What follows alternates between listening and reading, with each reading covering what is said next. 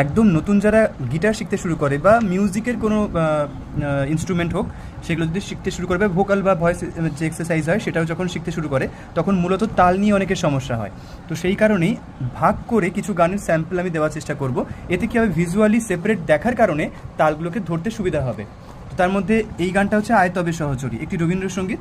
ভাগটা হচ্ছে আয় তবে সহচরী, হাতে হাতে ধরি ধরি না, চিবি ঘিরি ঘিরি গা হিবি গান। গ্যাপ, এটাও কিন্তু ইম্পর্টেন্ট, গা হিবি গান, গ্যাপ। আন তবে বি না, আ আ আ আ, অনেকে কী করে আ আ আ আ করে 4বার হিট করে না, আ একটা হিট, আরেকটা হিট, এরকমভাবে করতে হবে। তো এইভাবে পুরো গানটা ডাউন আপ করে প্র্যাকটিস করতে পারো।